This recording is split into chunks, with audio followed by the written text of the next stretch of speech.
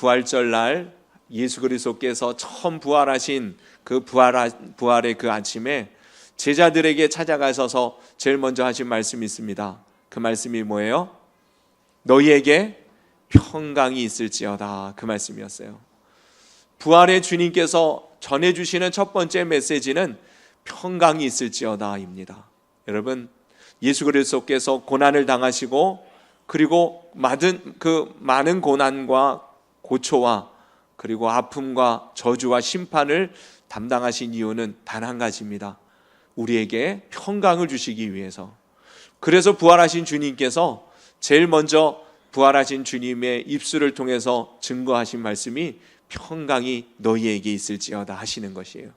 부활절 이 아침에 저와 여러분 가운데 이 말씀이 임하였음을 실감하는 복된 심령들 되시기를 주님의 이름으로 축복합니다.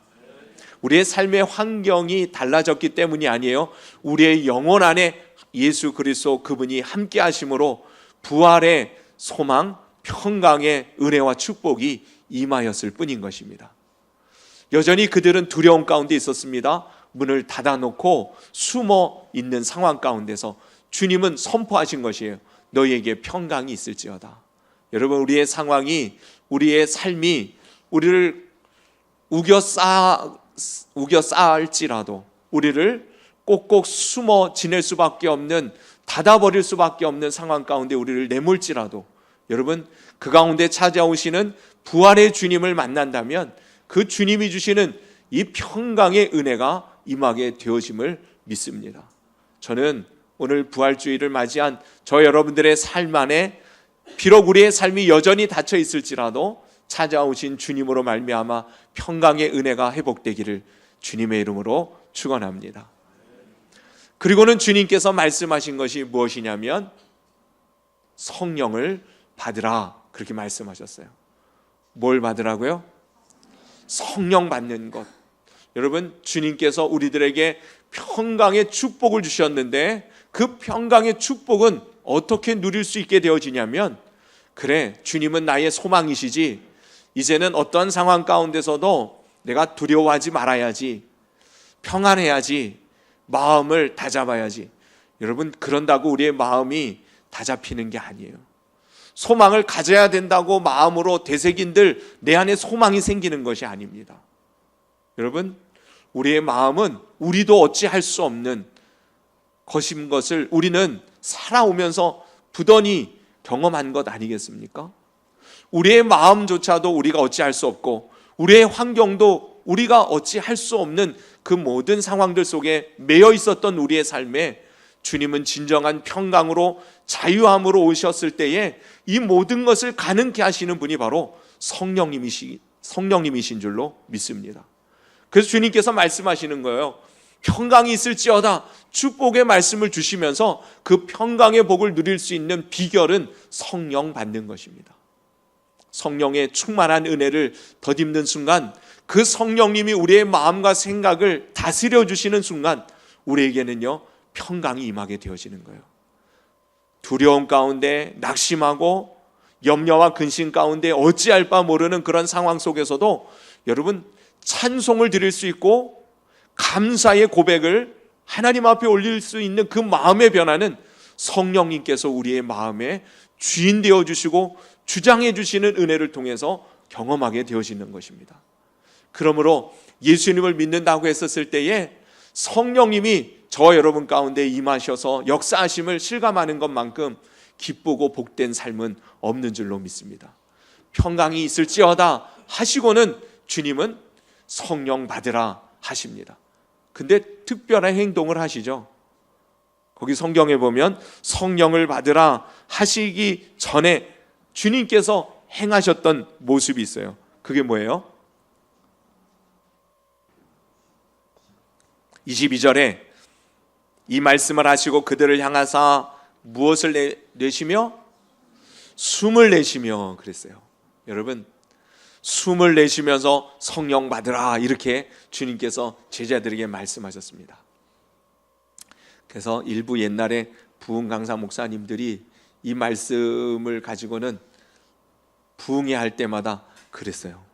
성령 받아라 그렇게 기도시켜 놓고 어떻게 했어요? 실제로 그랬어요. 주님께서 그렇게 행하신 이유는 무엇이겠어요? 여러분, 흙으로 만든 인간이 비로소 생명이 되어진 사건은 창세기에 나오는 하나님이 인간을 창조하실 때의 모습이었는데, 비로소 생명이 되어질 때에 하나님께서 이 사람을 창조하신 마지막 결정적으로 행하신 일이 뭐겠어요? 그 코에 생기를 불어넣는 것이었어요. 성령을 불어넣는 일이었습니다. 성령께서 함께 하시는 인생, 그 영혼이 살아나니 비로소 생명, 살아있는 존재가 되는 것입니다. 여러분, 우리는 죄와 허물로 죽었던 사람들입니다. 그랬던 우리들에게 부활하신 주님께서 구원의 완성으로 말씀하시고 보여주시는 것은 그 생기를 불어넣으시는 것이에요. 성령을 우리 가운데에 보내주시는 것입니다. 그러니 부활절에 우리들이 기대할 수 있는 바, 오늘 이 시간을 통해서 하나님은 우리 각 사람 가운데에 생기를, 성령을 불어넣어 주실 줄로 믿습니다. 그때 비로소 우리가 하나님의 사람으로 온전한 삶의 회복을 맛보고 그러한 삶의 은혜를 따라 살아가는 인생이 되어주는 줄로 믿습니다. 평안해라, 염려하지 마라, 사랑해라. 여러분, 아무리 그런 말씀을 들어도 내 마음에 변화가 일어나지 아니하고 그렇게 행할 수 없는 이유는 뭐겠어요? 성령으로 충만한 게 아니라 내 자신으로 충만하기 때문에 그렇습니다. 오늘 이 시간 진정한 참된 진리 안에서 주신 이 복음의 은혜, 부활의 주님이 허락하신 새 생명의 은혜의 삶, 성령 충만함을 받는 저와 여러분들을 통해서 깨달아지고 맛보아지는 그러한 은혜가 임하는 이 시간 되기를 축원합니다. 그래서요, 실제로 제자들이 변화되어진 놀라운 은혜는 그들 가운데에 성령님이 오순절날 임한 이후에 그들은 여전히 두려움 가운데 문을 걸어 잠고 기도하고 있었을 때에 성령님이 임하시니 더 이상 그들의 마음에는요, 두려움이 없었어요. 닫혔던 그 문을 활짝 열고 밖으로 달려나가 예수님이 그리스도이심을 힘있게 증거하는 변화되어진 삶의 축복의 주인공들이 되어졌습니다. 저는 우리 더하는교회 모든 성도들이 이 은혜를 덧입는 이 부활절 이 아침이 될 수 있기를 축원합니다. 변화되기를 바랍니다. 닫혀진 게 열리게 되어지기를 바랍니다. 묶였던 것들이 풀리는 역사가 성령님의 임하심을 통해서 복음의 능력이 실제로 우리의 삶 가운데 나타나는 역사를 경험하는 저와 여러분들이 될 수 있기를 간절히 바랍니다. 그들이 변화되어진 것이 아니라 그들을 변화시키시는 주님이 그들 가운데 임하였을 뿐이에요. 오늘 이 시간에도 저도 괜히 그게 해보고 싶더라고요.